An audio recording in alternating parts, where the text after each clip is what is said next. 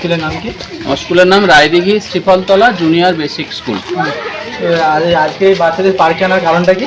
अबे जल्दी बोल, कल सुबह पनवेल निकलना है।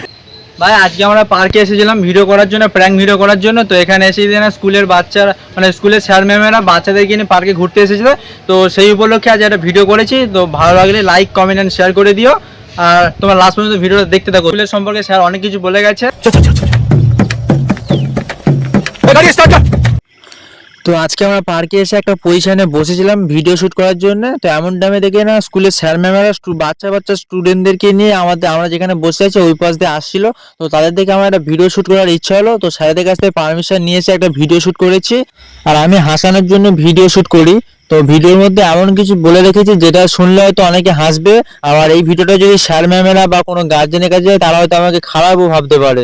তো ভিডিওটা কেউ সিরিয়াস মাইন্ডে নেবেন না।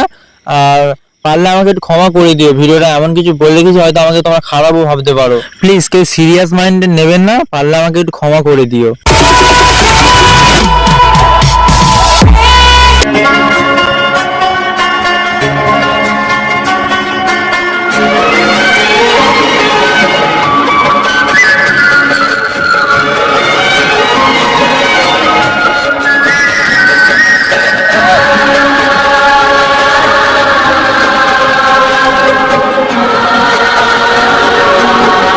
আরে ভাই এতগুলো ছাত্রছাত্রীর মাঝে আমার নজর পড়লো একটা ম্যামের দিকে। ভাই ম্যামটা এত সুন্দর দেখতে, এত সুন্দর ম্যাম যদি আমাকে পড়াতো, আমি সিরিয়াস কথা বলছি, আমি আর স্কুল লাইফ কখনোই ছেড়ে যেতাম না। আমি ফেল করে বারবার একই ক্লাসে পড়ার চেষ্টা করতাম।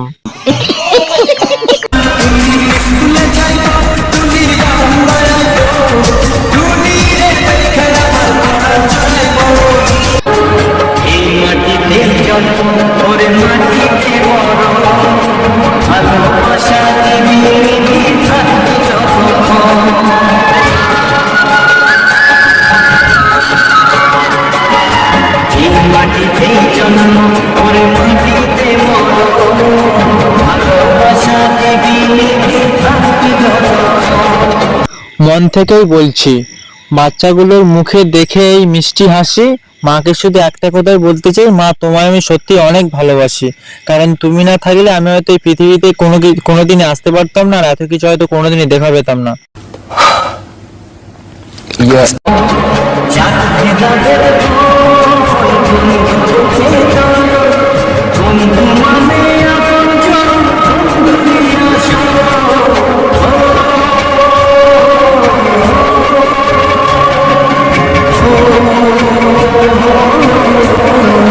আপনার স্কুলের নাম কি?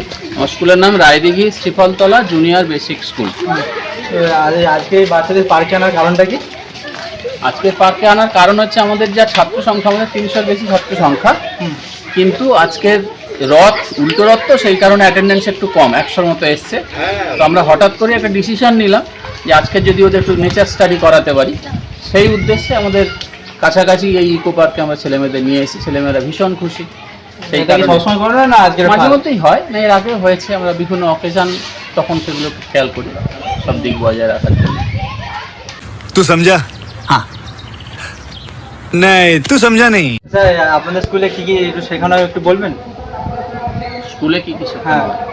আচ্ছা, প্রথমত বলি, আমাদের Raidighi Sriphaltala junior basic school এটা সরকারি স্কুল, কিন্তু আমাদের যা পরিকাঠামো যেভাবে আমরা তৈরি করেছি সেটা অ্যাকচুয়ালি বেসরকারি স্কুলের মতোই সমস্ত কিছু। বলেন কি? আমি সেটা একটুখানি বলে নিই, তারপরে অন্য কথা বলছি। এই স্কুলে একদম ঢোকা থেকে, অর্থাৎ স্কুলের এন্ট্রি থেকে সম্পূর্ণ ভিন্ন রকমের ডিসিপ্লিন। 10টা 30-এ ছেলেমেয়েদেরকে লাইন দিয়ে প্রবেশ করানো হয়, গার্জেনরা এসে বাচ্চাদের দিয়ে যান। একজন টিচার থাকেন, রিসিভ করেন, ছেলেমেয়েরা গুড মর্নিং বলতে বলতে প্রবেশ করে এবং তারপরে স্কুলকে প্রণাম করে ওরা ঢোকে, মাটিতে প্রণাম করে বিদ্যালয়ে যায়। তারপর স্কুলের প্রথাগত কাজকর্ম শুরু করি আমরা, এবং সেখানে বিভিন্ন রকমের, শুধুমাত্র যে পঠন পাঠন বিষয়টা এরকম না, সেখানে আমাদের এই আজকে যেমন নেচার স্টাডি করলাম আমরা, প্রকৃতি পরিচয়, সেই সঙ্গে সঙ্গে এদের মরালিটি, নৈতিকতা বোধটা কিভাবে জাগ্রত করা যায় সেগুলো থাকে। প্রতিদিন বিভিন্ন রকমের প্রার্থনা সঙ্গীত থাকে, যেখানে ওদের একাগ্রতা বৃদ্ধি করার প্রক্রিয়া থাকে। আর কম্পিউটার শেখানো হয় স্কুলে, সেখানে হিন্দি আছে, স্পোকেন ইংলিশের ক্লাস হয়, মানে এগুলো কারিকুলার এক্সট্রা কারিকুলার অ্যাক্টিভিটি হিসেবে থাকে।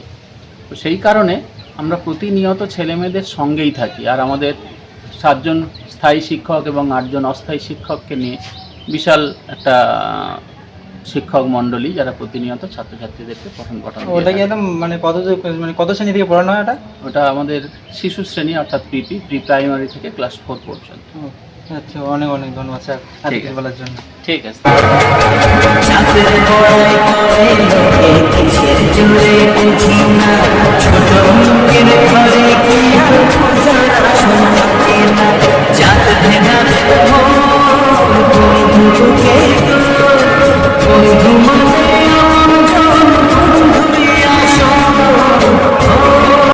তো তোমাদের যদি রায়দিঘির আশেপাশে কারো ঘর থাকে, তো তোমাদের যদি ভালো স্কুলে তোমরা ভর্তি করাতে চাও, তো এখানে আসতে পারো, ভর্তি করাতে পারো।